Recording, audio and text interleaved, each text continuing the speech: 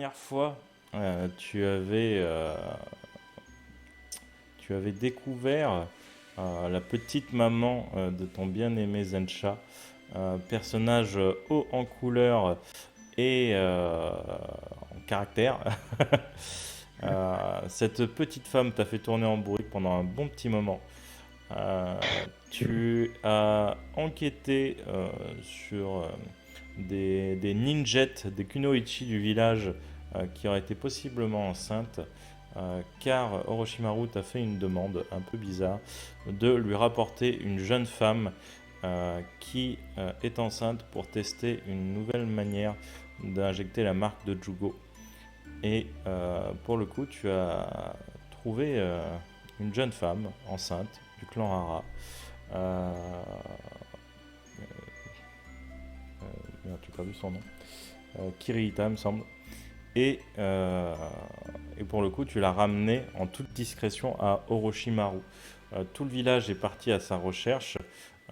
Tu es revenu en toute discrétion et par la plus grande maestria, tu as entourloupé ce bon vieux Zensha qui n'y a vu que du feu, clairement. Euh, il n'a pas du tout douté de toi pendant pas loin de 2 minutes. Il ne t'a pas tendu de piège dans lequel tu n'es pas tombé. Et pour le coup, tu as fait des recherches, noyé un petit peu le poisson et retrouvé cette Kirita euh, à l'endroit indiqué par Orochimaru au moment voulu. 9 mois se sont passés. Euh, Pendant une fête, tu t'es beaucoup rapproché d'une certaine Izawa. Et Mhm. Kirita, la femme de Jin, a mis bas. Elle a enfanté un enfant. Et en fait, au moment où elle a enfanté l'enfant, ils ont aperçu que l'enfant avait des tatouages qui bougeaient sans cesse.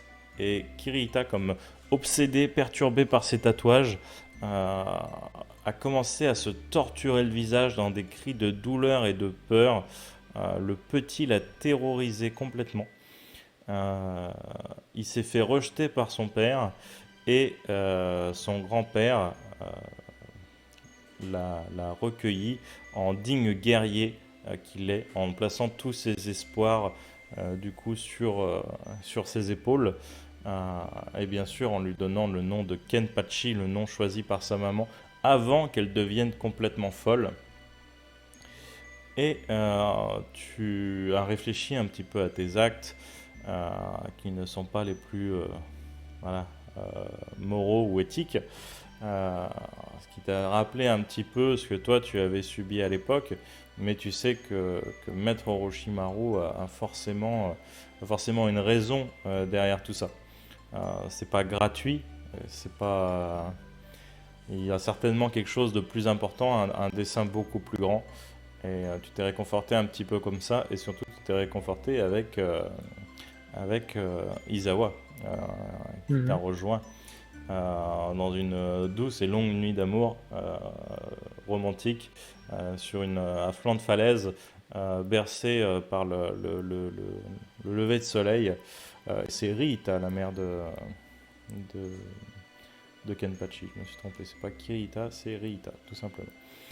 Et pour le coup, nous en étions arrêtés à peu près par là.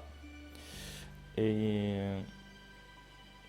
là, quelques mois se sont passés, quelques années peut-être.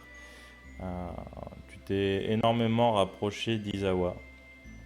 Et là, tu es dans sa maison, dans la maison secondaire du Zensha. Euh, Vous êtes au petit matin, vous venez de vous réveiller. Elle est en train de mettre le petit déjeuner sur la table. Que fais-tu? Bah, je descends, Ok. ou si c'est le même étage, je vais la voir. Alors, tu descends, il y a plusieurs étages effectivement. Euh, Tu descends, tu arrives dans le salon, tu vois qu'elle porte ta chemise bleue, ta fameuse chemise bleue, qui lui va beaucoup mieux qu'à toi. Putain, je suis presque jaloux, hein. Tu la portes mieux que moi.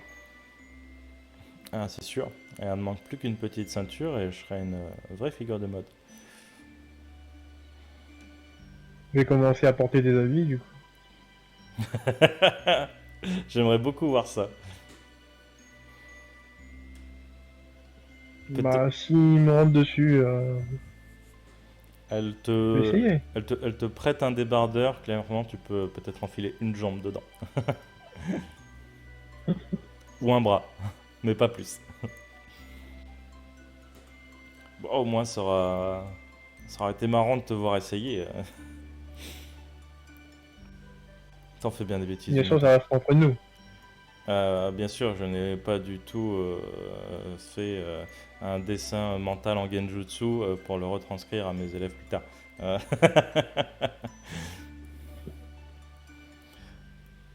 et elle s'assoit pour prendre le petit-déj. Je suis content que tu m'aies fait ta proposition. Je suis contente, pardon. Excusez-moi, je sors de mon rôle de MJ. Je suis contente que tu m'aies fait ma proposition. Parce qu'en vrai, je suis un gros bonhomme. J'aurais jamais espéré que tu m'épouses. Et je pense qu'on devrait commencer à regarder pour les dates, histoire qu'il y ait Je le plus, pense aussi, oui. mm, histoire qu'il y ait le plus de monde possible au village et qu'on puisse faire une grande fête. Je pense que le village en a bien besoin en ce moment. Oui, ils ont besoin de se changer les idées tous. Mm. Et vous prenez le petit déjeuner et au moment où tu vas porter ta tasse de café à tes lèvres, tu vois que le café à l'intérieur fait comme des petits cercles, comme si tu venais de jeter un caillou dedans.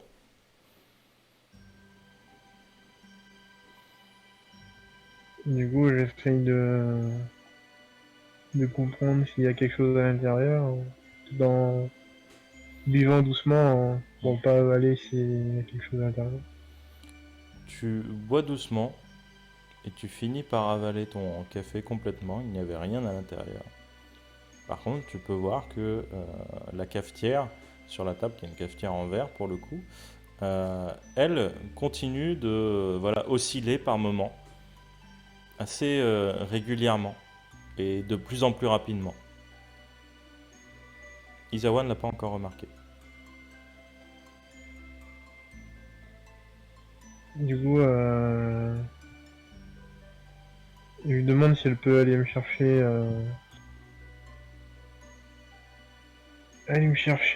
une pomme dans le panier là. Ok. Retourne en cuisine, te fait un petit sourire et va chercher une pomme. Du coup, que fais-tu? Du coup, je prends la cafetière et je regarde ce qui se passe. Au moment où tu l'enlèves de la table, elle n'est plus posée dessus, du coup les petits ronds euh, disparaissent. Du coup, je regarde sous la table, par terre, au sol. Il n'y a rien de spécial, il n'y a rien sous la table. Tu peux retourner les tatamis si tu veux pour regarder dessous. Non, on va pas retourner les tatamis. Du coup, j'essaye de lui en parler. Je dis, t'as rien ressenti, hein? Ça coupe pas un peu? Elle te regarde, tu dis non, je crois pas. Et tu regardes le pot de jus d'orange qui est sur la table, et effectivement, ça tremble. Et ça tremble de plus en plus vite et de plus en plus fort. Vous ne le sentez pas physiquement, mais ça se voit dans les liquides. Et tu vois maintenant qu'il y a une sorte d'onde. Avant, ça tremblait un peu de, de manière voilà, concentrique. Là, tu vois une onde clairement dans ton jus d'orange, il y a des vagues qui partent d'une direction, qui Du vont coup, vers une autre. pour le coup, je la rejoins Ok. et j'essaye de lui faire comprendre qu'il ne faut pas s'inquiéter, et que j'ai l'impression qu'il y a un tremblement mais qu'on le ressent pas. Ok, c'est bizarre. Euh, comment t'as vu ça? Bah, je vois que le liquide dans la cafetière et dans mon jus d'orange bouge. Je me dis que il y a peut-être un tremblement de terre, mais qu'on le ressent pas. Ok. Et quand tu dis ça, à ce moment-là, la maison commence légèrement à trembler. Tu vois une des lampes accrochées au plafond, tu sais, c'est ces fameuses lampes pendues, là, j'ai perdu le nom, une sorte de, pas de chandelier, mais oui, enfin, c'est quasiment ça. Et tu vois qu'il commence à bouger, à basculer de, du coup, du fond de la maison vers l'avant. Et il commence à prendre une oscillation de plus en plus régulière. Vous commencez à entendre le bois qui craque légèrement. Et vous commencez à ressentir légèrement la vibration. Et vraiment, vous sentez comme un impact, comme une onde, un peu comme si tu étais dans ta bagnole et que, tu vois, quand tu sens que tu as le haut-parleur derrière, tu sens que l'onde, elle vient derrière toi, tu vois. Du coup, je l'attrape, Mhm. je la sors de la maison. Je dis, bouge pas, je vais voir ce qui se passe. Ok. Tu l'attrapes, tu la sors. Elle est toujours en petite tenue. Heureusement, elle avait mis des sous-vêtements quand même. Et tu te rends compte en fait que les ondes viennent très certainement euh, de la maison principale, de la maison de Zensha. Du coup, je vais aller là-bas. Ok. Tu cours en direction de la maison de Zensha. Tu te dépêches, tu ouvres la porte. Effectivement, tu sens les ondes de plus en plus fortes. Ici, c'est totalement concentré. Euh, Tu sens des vagues d'ondes de partout. Et fais-moi un petit jet de perception. Donc tu vas me lancer 3D.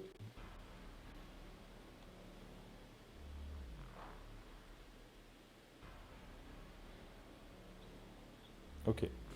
Tu repères dans le bureau de Zensha euh, un ray de lumière juste en fait à l'interstice entre deux étagères à rouleau.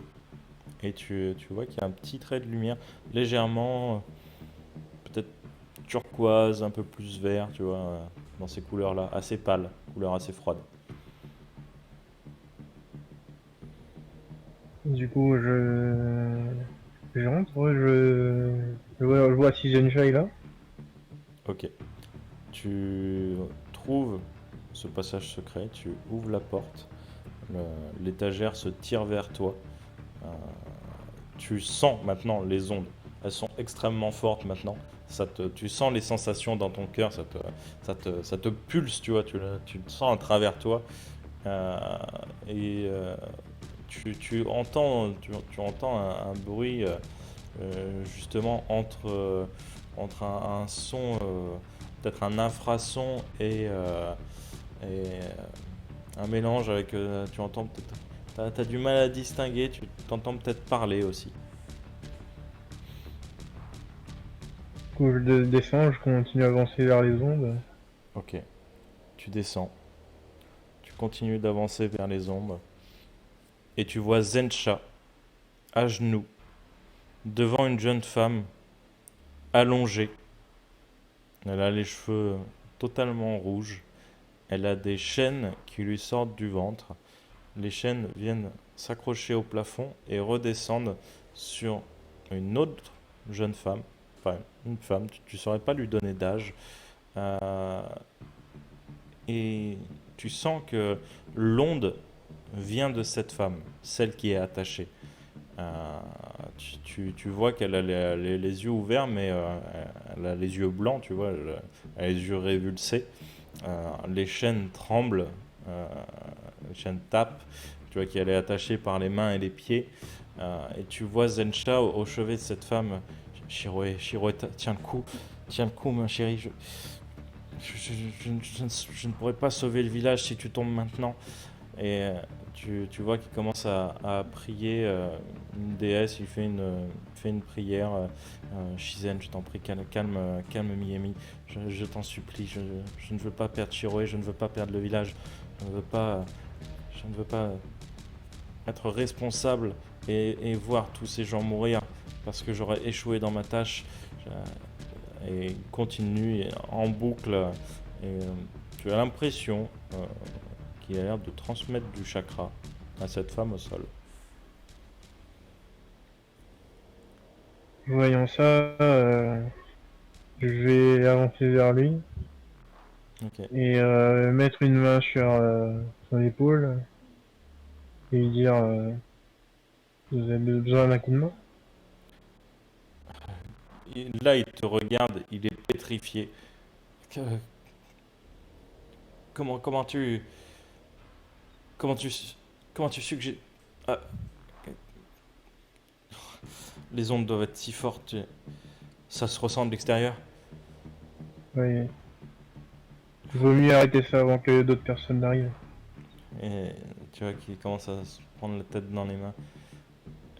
Je crois que si on en est là, c'est que c'est déjà trop tard. Shiro, il ne tiendra pas plus longtemps, hein. J'ai beau lui donner assez de chakra pour... enfin, tout ce que je peux en chakra. Je pense pas qu'elle arrive à contrôler Miemi. Elle devient de plus en plus forte et je crois qu'elle va pas tarder à lâcher. Du coup, j'essaye de donner du chakra aussi. Ok, ça marche. Lance-moi un dé. Ok.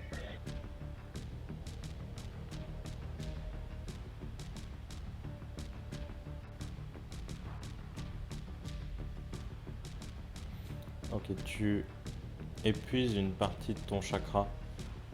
J'imagine que tu te gardes des réserves quand même au cas où. Et Ouais. ça ne suffit clairement pas. Tu vois les chaînes qui commencent à vibrer, les chaînes qui étaient tendues jusqu'à présent commencent à se distordre, à s'agiter, comme si c'était des cordes à sauter, quoi, clairement. Elles commencent à se mouvoir dans tous les sens et tu entends juste la jeune femme pendue qui commence à crier, qui hurle dans votre direction. Tu sens une nouvelle fois cette pulsation immense. Lance-moi 2 dés. Ok.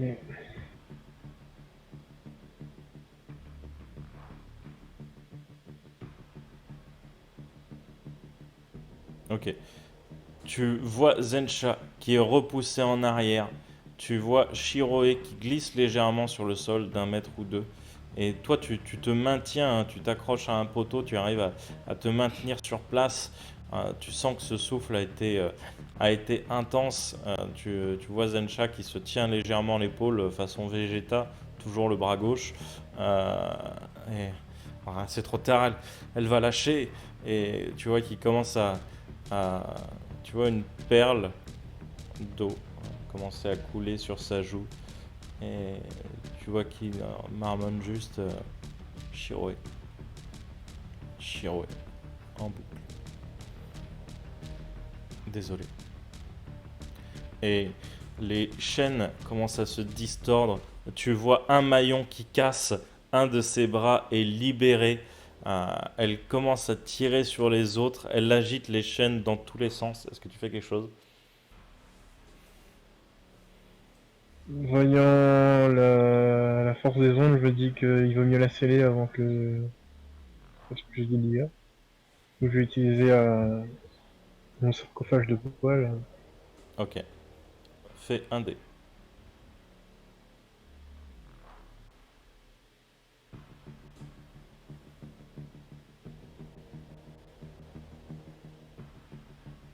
Ok.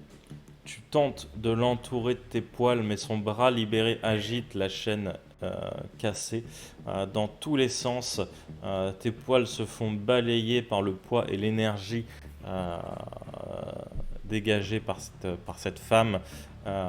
Continue de hurler, elle a un cri totalement sauvage. Son visage se déformerait presque, il deviendrait presque anguleux, t'as presque l'impression qu'il devient un peu comme le visage d'un loup finalement, mais est-ce que c'est juste une impression? Est-ce que c'est la déformation par le fait qu'elle concentre énormément de chakra autour d'elle? Elle agite ses chaînes et la chaîne va balayer tout ce qu'il y a devant elle. Euh, que fais-tu? J'attrape Zencha et je pars. Ok, ça marche. Tu attrapes Zensha, tu tentes de partir, lance-moi un dé.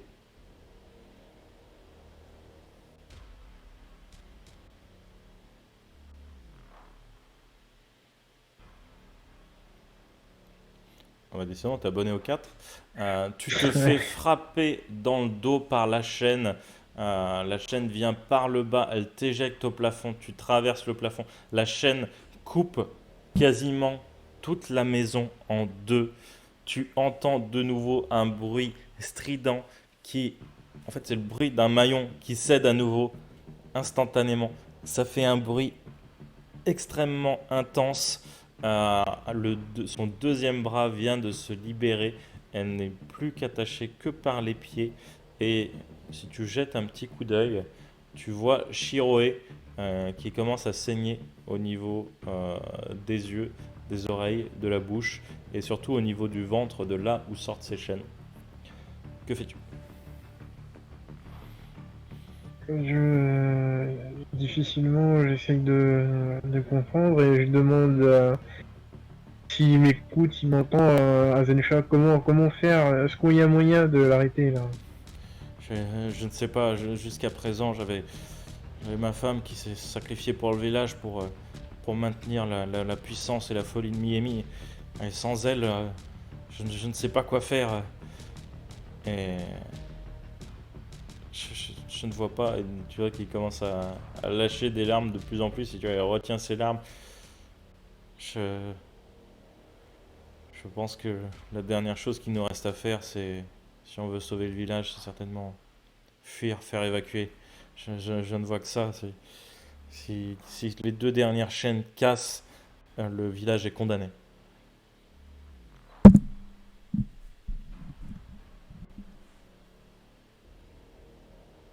Que fais-tu? J'ai tenté mes techniques, hein, je vais refaire, je vais faire mon dragon d'eau à queue, même si on est un peu à l'étroit. Tu vas faire Mais ton... J'ai pas compris ce que tu as dit. dragon d'eau à queue, Ok, ça même marche. si on est un peu à l'étroit. Ok, bah là, tu as été expulsé dehors. Hein. La chaîne a coupé la maison en deux, tu as été éjecté à l'extérieur avec Zensha.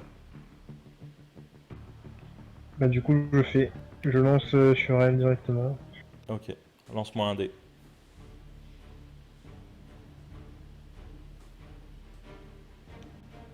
Tu commences à faire tes mudras, tu commences à lancer ta technique.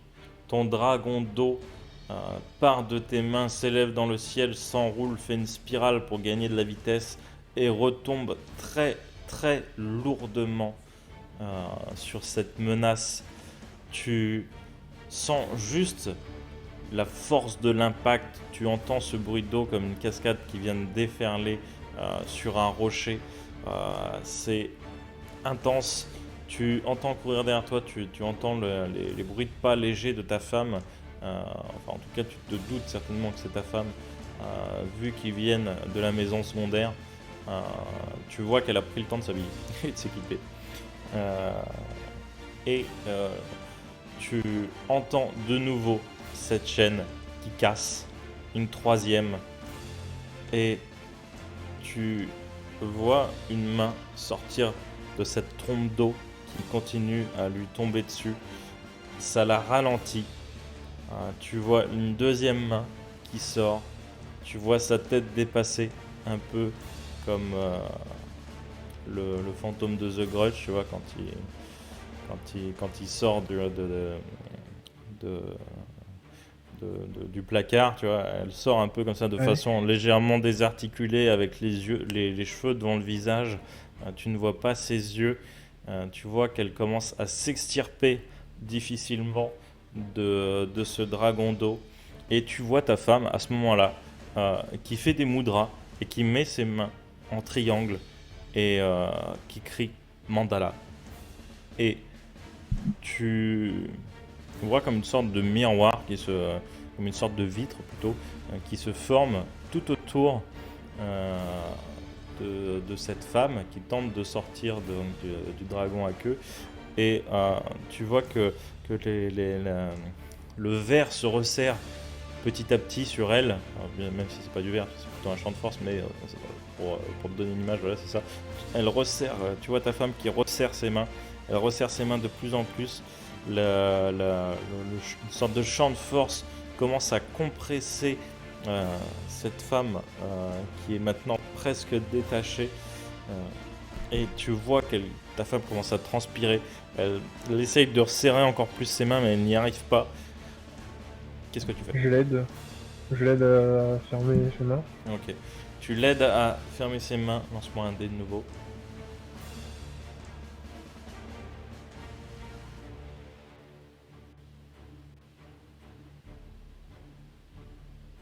Ok. Tu l'aides, mais la puissance est trop forte pour que vous arriviez à la compresser, à la finir, à la maîtriser totalement. Tu vois les mains d'Izawa qui se récartent. Tu vois que maintenant ses doigts sont presque complètement séparés. Tu t'imagines que si ces doigts ne se touchent plus, le jutsu va certainement disparaître. Vous forcez, vous forcez pour le maintenir. Et là, tu vois cette femme qui relève la tête. Tu vois son regard. Elle a un regard assassin. Les yeux presque totalement rouges. En tout cas, la pupille, je parle. Et tu entends à ce moment-là la 4e chaîne qui casse. Et là, instantanément, les doigts de ta femme se séparent. Le champ de force disparaît. Ton dragon à queue est presque coupé en deux à sa base par sa puissance, par son chakra. Elle sort de cette prison qui était la maison de Chensha. Elle commence à avancer dans votre direction. Que fais-tu?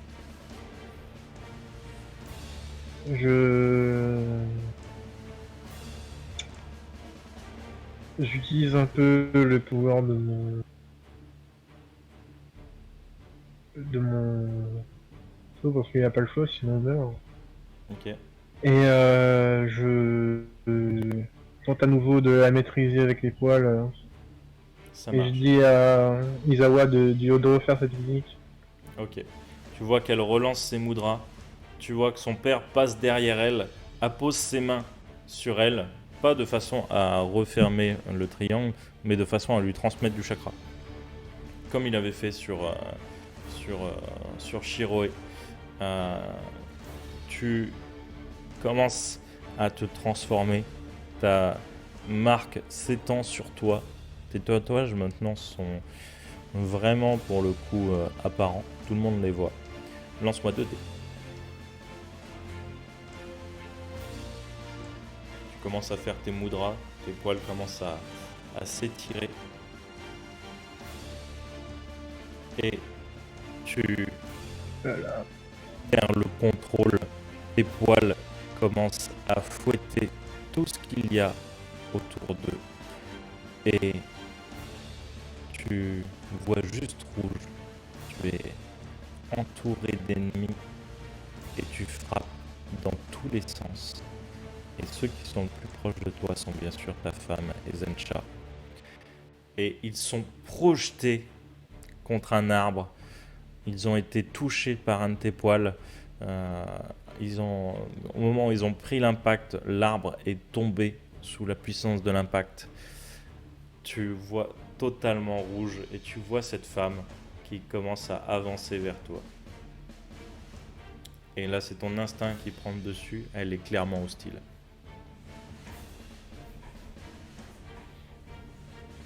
Du coup, je tente de me focaliser sur le danger le plus élevé. J'arrête. Ok. Et vu qu'elle est encore mouillée, j'imagine, je vais tenter mon Kaminari. Ok. Ouais.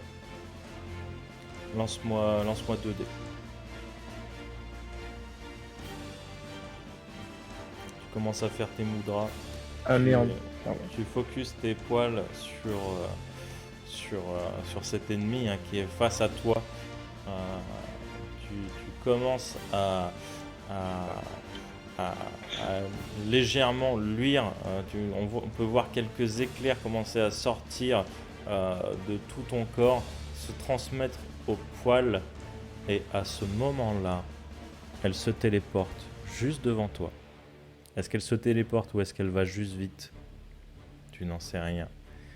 Elle te touche, elle met sa main sur ton front et ta marque disparaît petit à petit.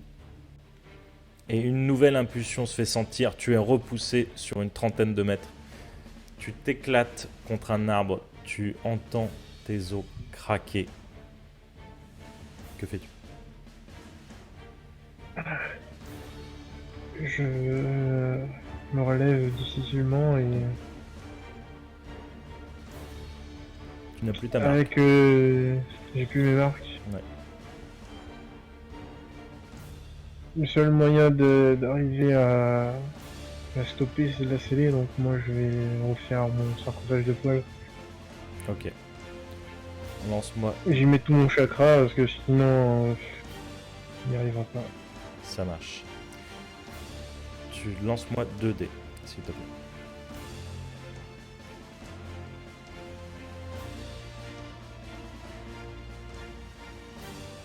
Tu fais tes mudras, tes poils, tous tes poils s'étendent jusqu'à elle. Tu utilises la totalité de tes poils, tes cheveux, les poils des bras, les poils des jambes, etc. La totale.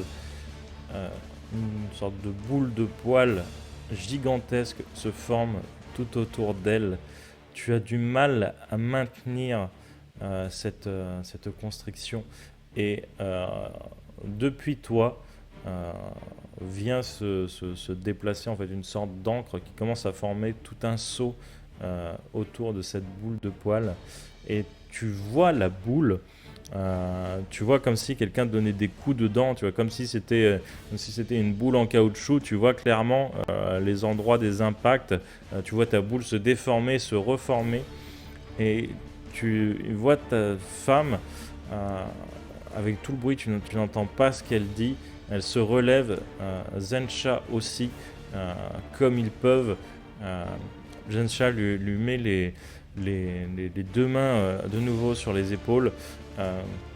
Elle relance ce même mudra et tu vois que de nouveau ce champ de force se remet en place. Elle le referme petit à petit. Petit à petit. Vous commencez à légèrement prendre l'ascendant sur la force qui est en train de se déchaîner à l'intérieur de la boule. Et vous arrivez à stabiliser à peu près la chose, mais tu sens qu'elle n'est pas scellée.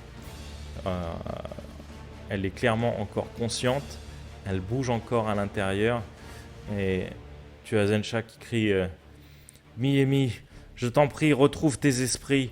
Ce n'est pas ce que veut Shizen. Je t'en prie, reprends tes esprits. Nous ne sommes plus pendant la 3e Grande Guerre. Tout ça, c'est fini. C'était il y a longtemps. Et il continue son speech. Tu connaissais Shiroe, tu sais elle s'est sacrifiée pour pouvoir sauver le village. Ne va pas contre sa volonté, je t'en prie. Elle a tout fait pour nous sauver, pour te sauver. Et reprends tes esprits. Une championne de Shizen ne doit pas céder à la folie, même si ça fait trop de puissance à gérer. Je le sais. Reprends tes esprits, absolument. Est-ce que tu tentes quelque chose de plus, je veux dire.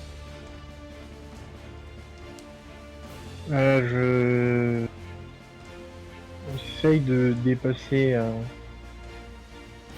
les limites, quitte à me retrouver inconscient et de tout balancer pour que on puisse à deux la sceller ou détruire, je sais pas. Relance-moi 2 dés.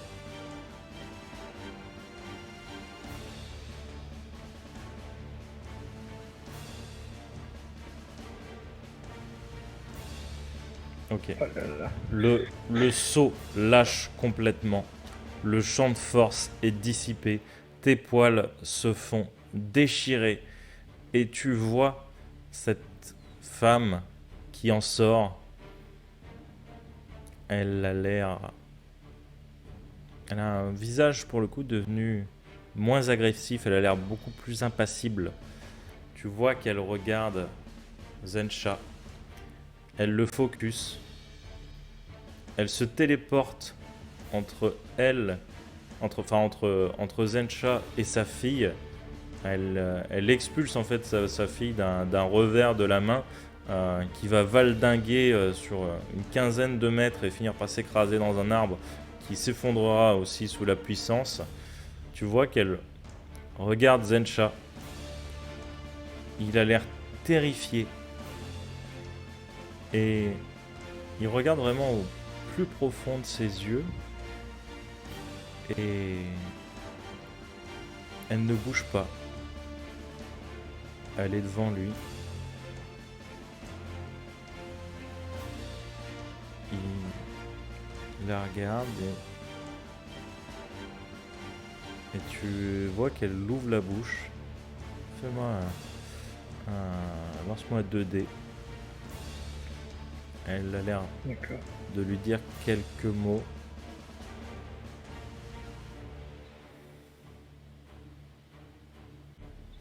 Tu n'entends pas spécialement ce qu'ils se disent. Tu devras te rapprocher pour écouter toute la conversation. Et Ah, tu vois je rentre difficilement. Ok. Tu rentres difficilement jusqu'à eux. Tu vois que sur les joues de ce monstre féminin commence à perler des larmes. Elle regarde Zensha. Et lui, il a la bouche ouverte. Il est béat devant ce qu'il voit. Il n'est plus si terrifié. Et tu entends... j'ai pu réfréner Shizen. Ce sera mon dernier cadeau pour le village, mon chéri. Et à ce moment-là, la jeune femme tombe au sol, inconsciente. Et Zensha se laisse tomber, s'appuie contre l'arbre contre lequel il avait été projeté. Et pareil, avec le regard terrifié cette fois, il pleure toutes les larmes de son corps. Il est inconsolable. À ce moment-là, tu vois des gens du clan Sakai et des gens du clan Hara, que tu as fini par bien connaître, arriver, avec bien sûr Jin en tête et le père d'Ishi, dont j'ai oublié le prénom. Et tu vois qu'ils ne savent pas trop quoi dire, trop quoi faire. Qu'est-ce qui s'est passé et tu vois que dans le clan Sakai, il y a un homme qui va quand même directement en fait se diriger vers vous pour vous soigner. Il fait même plusieurs équipes en fait de ninjas infirmiers. Izawa va être totalement pris en charge. Tu vois qu'elle est enfouie sous terre. Tu as déjà vu cette technique une fois. C'est une technique de guérison. Toi, pareil, tu vas d'un coup te faire ensevelir, tout devient tout noir autour de toi. Tu n'entends juste que les pas qui passent au-dessus de toi. Tu es totalement coupé du monde. Tu es de nouveau seul. Tu as connu un petit peu de bonheur et en l'espace d'un instant, tu as failli tout perdre. Quel est ton état d'esprit à ce moment-là ? Je suis énervé après moi-même parce que malgré tous ces années d'entraînement, je n'ai pas pu arrêter une simple femme, je me dis ça avant. Et ça a tendance à m'énerver. Et au bout de peut-être 1 heure ou 2, je ne sais pas, tu as perdu la notion du temps dans cette sorte de sarcophage de terre. Tu vois le ciel qui se redégage à nouveau et un homme te tend la main. Jin. Je l'attrape. Il t'attrape la main et te remonte sur le bord. Eh ben, elle vous a mis dans un sacré état. Je n'ai rien pu faire, je ne sais pas ce que c'était, mais j'ai failli tout perdre là un instant. Je vois ça. C'est-à-dire que je connais bien. Il te met la main sur l'épaule. Tout peut basculer en un instant. On ne sait jamais ce qui peut arriver.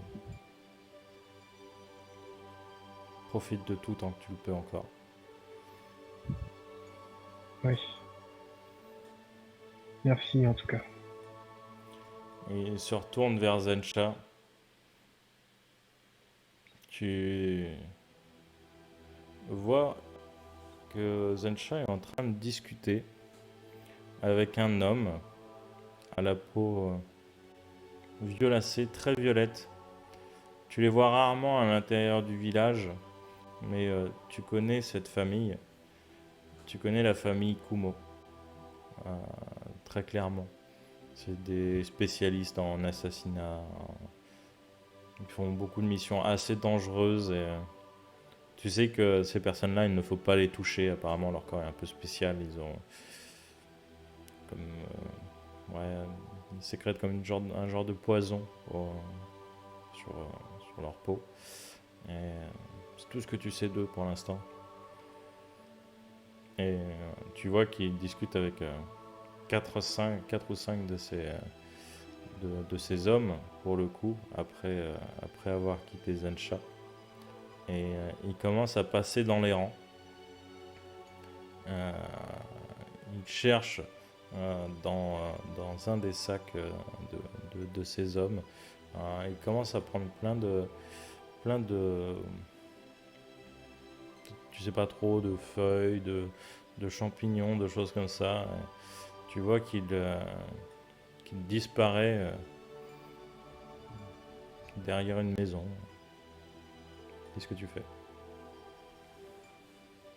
Moi je vais voir déjà, si elle va bien. Elle n'est pas encore sortie de terre. D'accord. À ce moment-là, je vais suivre un peu Zensha, au moins pour lui expliquer pourquoi je les ai attaqués. Tu as Zensha qui se retourne vers toi. Je vois que toi aussi tu as tes petits secrets. Hein. C'est un cadeau de la dernière guerre.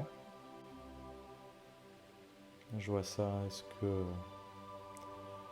Est-ce que moi ou ma fille devons nous en méfier? Est-ce que nous sommes en danger? Tant que les ennemis que je rencontrerai ne seront pas de cette acabit, il n'y aura rien à craindre. Je l'espère. Tu sais qu'elle est tout pour moi.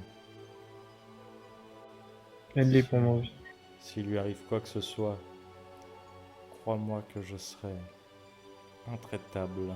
Et il te regarde avec un regard assassin. Comme si tu étais un ninja ennemi.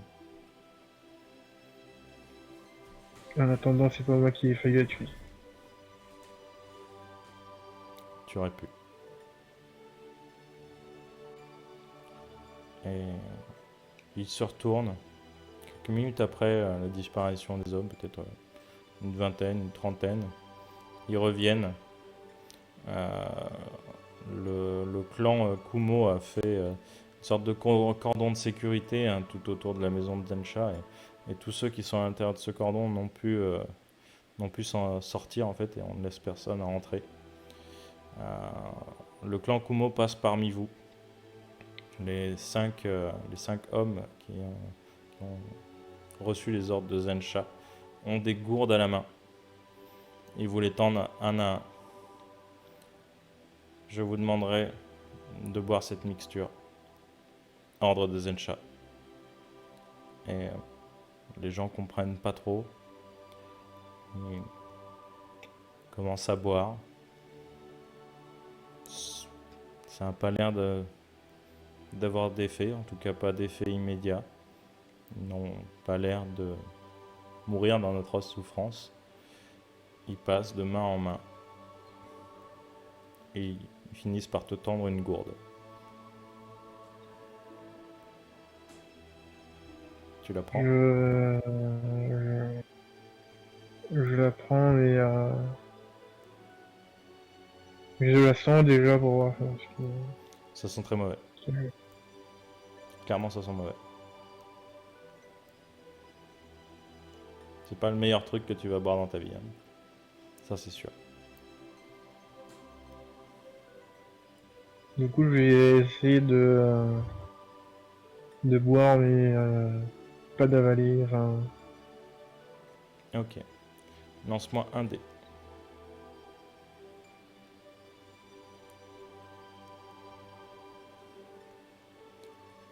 Tu prends la gourde. Tu commences à déglutir pour faire semblant de boire. Tu juste mets assez de liquide sur tes lèvres, juste pour qu'on ait l'impression que tu en aies avalé. Euh, et pour le coup, rien n'est passé dans ta gorge. Tu lui retends la gourde et il continue de passer de main en main. Et on va finir par sortir Izawa de terre. Tu vois qu'elle est, tu vois qu'elle a pas l'air d'avoir de séquelles. Elle, elle a l'air juste fatiguée, vraiment fatiguée pour le coup. je cours vers elle et je me sens excuse, pardonne-moi. Pardonne-moi. Je, je ne t'en veux pas. Je sais que tu as fait de ton mieux. De toute façon, tu devais très certainement ne pas avoir le choix pour faire face à un monstre pareil. Il faut soi-même avoir une puissance colossale. Mais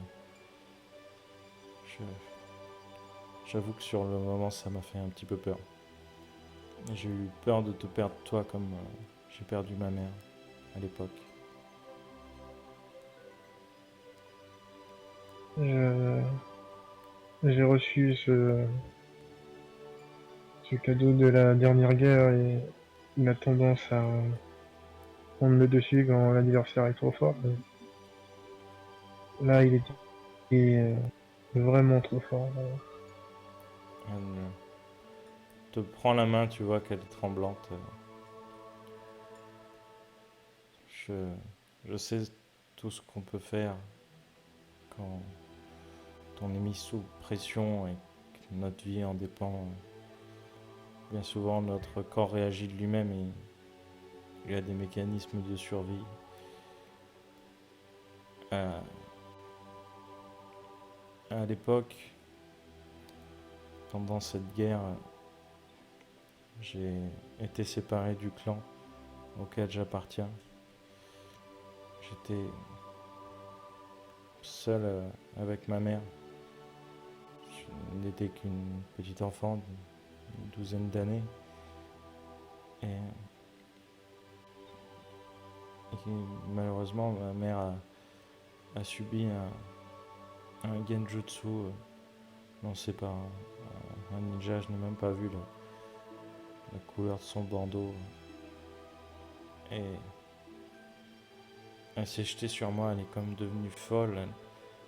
Rien ne pouvait l'arrêter, j'arrivais pas à la calmer. Et j'ai dû lui lancer le mandala. Et ma mère elle n'était pas une ninja, elle était juste une femme comme les autres qui est tombée amoureuse d'un jeune homme du clan Fuma. Et quand j'ai lancé le mandala, j'ai pas contrôlé, j'ai refermé mes mains. Et à la fin, il ne restait plus que de la chair et des os. J'ai pleuré 2 jours durant. Et Zencha m'a retrouvé. Il m'a adopté pour, euh, pour ne pas je me sente exclu. Il a pris le nom aussi de Fuma. Comme si il était mon vrai père, ou peut-être mon vrai grand-père. Je lui remercie pour ça. Même si tout le monde l'appelle Zensha, moi je peux l'appeler par son nom. En tout cas, le nom qu'il s'est donné pour me faire plaisir. Donc je sais ce que ça fait d'avoir le couteau sous la gorge, et de réagir par instinct. Je ne t'en veux pas. Il te caresse la joue. Et tu vois par contre que des larmes commencent à perler le long de ses joues. Du coup, je la prends, je la serre et je dis, Ginny, ça n'arrivera plus. Et elle ravale ses larmes. Et un de ces hommes à la peau violette, dans des grandes tenues de cuir qui recouvrent quasiment la totalité de leur corps, passe à côté d'elle avec la gourde, lui tend. Buvez. Ordre de Zensha. Et elle n'hésite pas un instant. Elle n'a aucun tremblement quand elle prend cette gourde. Elle boit, elle l'avale directement. Elle retend la gourde. Cet homme se retourne vers les autres. Très bien. Est-ce que tout le monde en a pris? Oui. Très bien, mes camarades, buvez aussi. Et tout le clan Kumo boit aussi cette mixture. Cet homme aussi, celui qui donnait les ordres. Seul Zensha n'a pas bu. Et les ninjas vont commencer à se disperser un peu, à évacuer les gravats, à trier les choses à sauver ou pas, récupérer les rouleaux, les rapports de mission, ce genre de choses. Zensha et l'homme de Kumo qui s'est occupé de ces gourdes surveille de très près tout ce qui se passe, surtout au niveau des rouleaux. Et ils vont allonger la femme qui s'est évanouie. Ils vont l'allonger donc sous un arbre. Ils vont lui mettre juste comment ça s'appelle, des menottes, quoi, sur un équivalent de menottes. Ils vont l'attacher avec une corde juste pour lui lier les mains. Sachant que ça ne servira certainement pas à grand chose, mais on ne sait jamais. De toute façon, si elle se réveille et qu'elle est hostile, ce coup-ci, vous ne pourrez plus rien contre elle. Et le temps passe. Zensha va finir par te demander de l'amener dans la maison secondaire avec Izawa. Et du coup, je les emmène. Ok. Tu prends cette femme. Tu l'emmènes à la maison secondaire. Et vous mangez ensemble dans un silence des plus gênants et au bout de quelques heures, vous voyez cette jeune femme couchée sur un tatami qui commence à avoir des spasmes au niveau des doigts, très légers, et elle finit par ouvrir les yeux. Elle se relève. Elle n'a plus les yeux rouges. Elle a les yeux d'un vert magnifique. Et Zensha ne lui laisse pas le temps de parler. Il lui dit: Miemi, Shiroe t'a soulagé un peu de ton fardeau. Elle a calmé un petit peu la puissance de Shizen, mais malheureusement nous ne pourrons plus t'enfermer. Nous ne pourrons plus être sûrs de pouvoir te contrôler pour sauver le village. Je sais qu'à l'époque tu as subi de grands traumatismes. Tu as perdu énormément de tes petits frères et de tes petites sœurs pendant cette guerre. Et je te promets qu'aujourd'hui je ferai tout pour sauver les enfants. Plus aucun ne souffrira, plus aucun ne sera blessé, plus aucun ne mourra. Je t'en fais le serment. Alors je t'en prie, garde le contrôle. Tu travailleras auprès de moi, on s'entraidera. Si tu as quelques doutes ou si tu sens que tu es dépassé, tu pourras m'en parler. Comme moi, je pourrais t'en parler si je me sens dépassé. On peut sortir ensemble de ce mauvais pas. Il y a des centaines de vies sous notre protection dans ce village. Si toi ou moi flanchons, il y a de grandes chances qu'il y ait énormément de victimes dans nos rangs.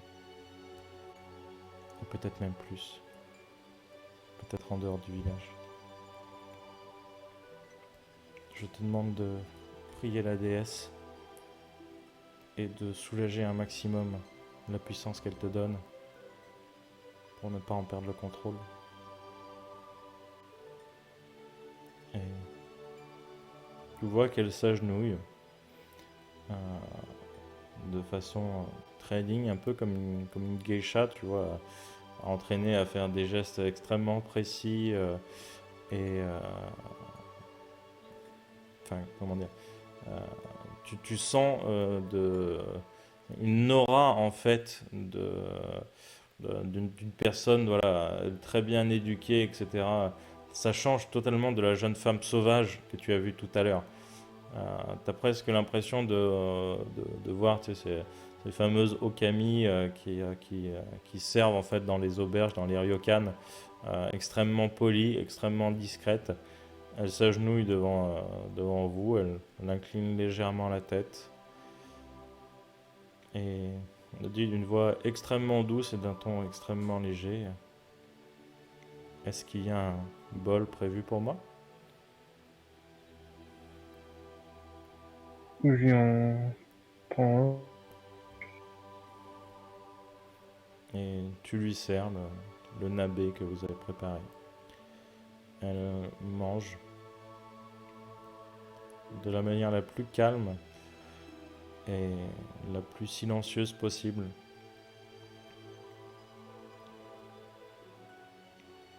Et tu as un moment Zensha qui va tenter de lui demander est-ce que Shiroe est encore là? Elle pose ses 2 baguettes sur le bol pour montrer qu'elle a fini. Malheureusement, je crois que la conversation que vous avez eue tout à l'heure aura été la dernière, Zensha. Maintenant, tu es tout seul. Et tu vois qu'il se replonge dans son abbé, qui reporte les baguettes à ses lèvres. Et la journée se finit comme ça. Est-ce que tu veux faire quelque chose de particulier?